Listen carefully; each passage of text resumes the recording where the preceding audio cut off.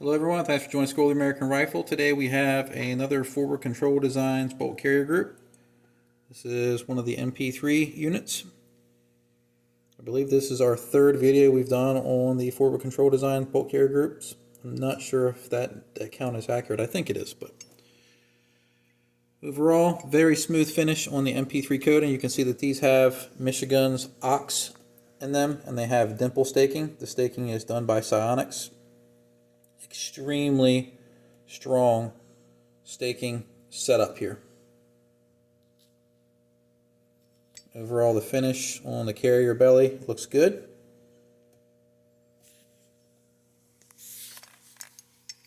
Tail looks good. Rails are nice and smooth. We do have a little bit of chatter right here, and I've seen people post about this right there. This happens just from usage. Some hammers can cause this chatter when the gun's cocking the hammer. This is not a flaw or any defect. It just happens from operation. That's why it's important to put a little bit of lubricant here. It'll help minimize any of that wear. All right, let's test our gas rings. Set the bolt up. Passes. I did that with my finger there.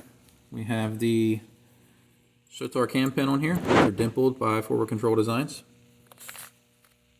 So you can position the cam pin the same way every time. Let's get our firing pin retaining pin out. Nice and smooth.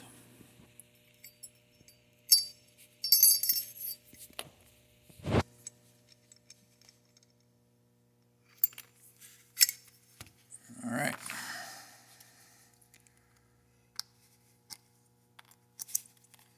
Let's check the extractor. We have an insert with no donut. I like to see that. This appears to be a Springco extractor spring. They're blue in color, bluish black. One of the best springs you can put in your gun. Claw feels good. Let's grab the extractor gauge. Pass this to go side. Does not take the no-go side. So we're good there. Let's check with the pivot pin. We're good. Something that I like to see as well is this is a phosphate extractor. Sometimes they'll be bare in the white, but I do not like to see MP3 coating on the extractor because it makes it slippery. So the purpose of the extractor is to grab the round and pull it out, so you wouldn't want something slippery on there. So very good. Let's check for magnetism.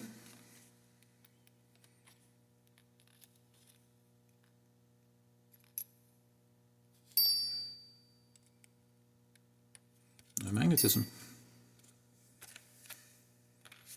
Move the extractor out of the way. Check out our firing pin. Make sure we have free movement. And we do. Very smooth. Let's look at the face. Very good. Let's check protrusion.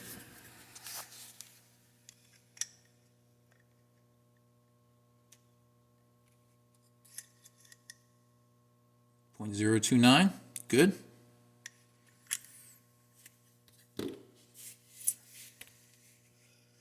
There's an M16 firing pin. This is chromed. The retainer off. The cam pin has just a little bit of wear on it from its initial test fire.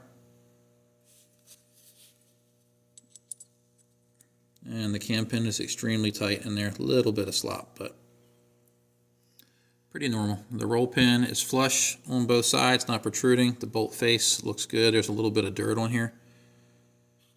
The ejector has a really nice rounded edge on it.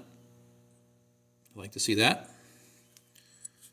Let's test our bolt tail and our firing pin hole. Let's do the green side.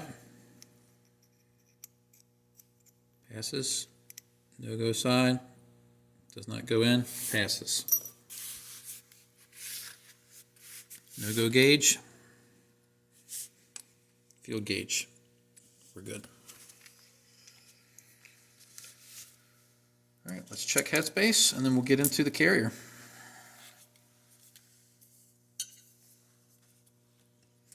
This is our 223-14636 go.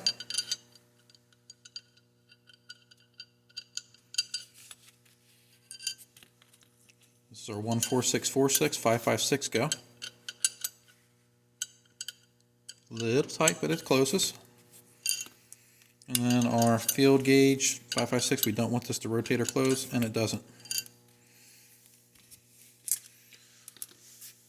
Did test the ejector off camera, but I'd like to show it. Very smooth motion. I didn't pull the ejector out of here, but I do believe that they use spring co-ejectors on these bolts as well. So again, one of the best. All right, let's measure our bolt support shoulder.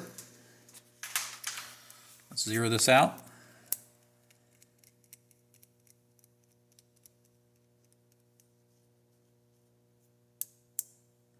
We're zeroed. All right.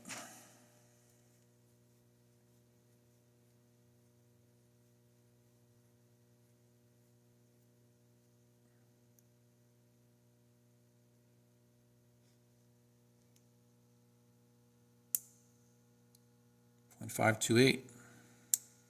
0.52805.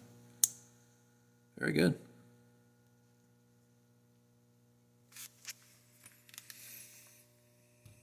All right. Bolt passes everything. Very smooth finish on here.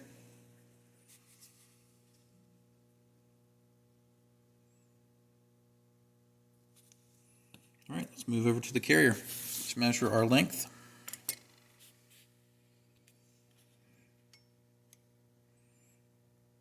.6697, very good. Make sure our gas path is unobstructed.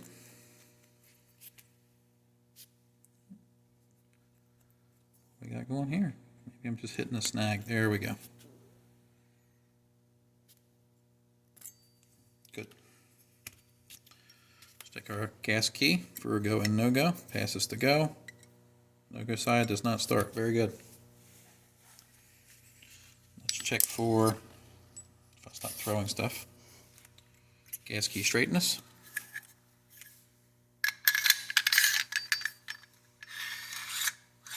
Passes. All right, next up we have our reverse torque test. It's almost pointless to do it with these fasteners and this staking because it takes almost double what this wrench can do in reverse torque to cut these loose, but we'll do it anyway.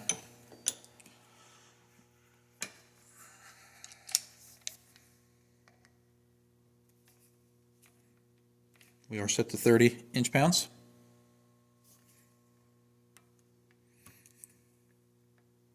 I didn't have it seated all the way there, and I messed up the screw a little bit.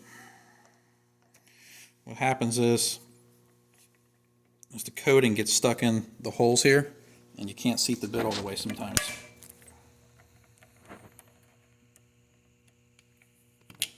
So that I'll have to do some touch-up on. Caught me messing up on camera, guys. Even I make mistakes.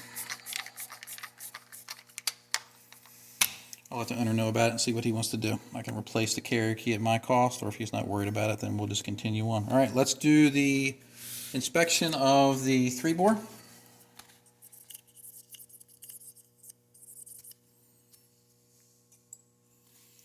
Let's turn our scope on. In we go.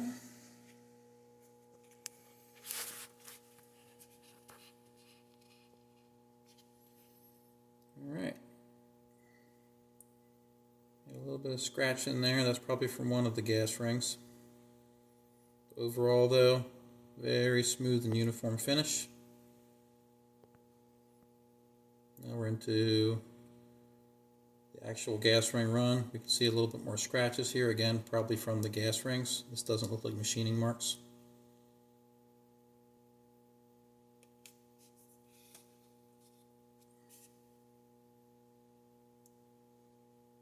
Overall pretty smooth. Now we're going to go into our bolt tail seal.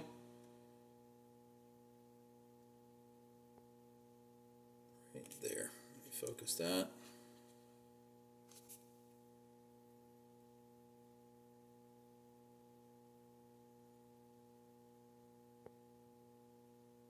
A little bit of machining marks, but not deep. Overall, very good. All right, let's check this with the 3-bore. Bolt support shoulder. Barely takes the first green gauge. Tight. Won't take the second green. Gas ring run, first green gauge. Takes it. Second green. Doesn't go in. Very tight across the board. Let's see what we get for the bolt tail. Takes the first green gauge. Second green gauge will not go in. So very, very, very efficient 3-bore run. So I'm going to let the owner know that I put little scratches on his screws there. See what he wants to do about it. I may be replacing his carrier key depending on what he wants to do. Overall, pretty good review. Glad you guys get to catch me messing up on camera. Shows that I'm not perfect. Hope you found this video educational, and thanks for watching.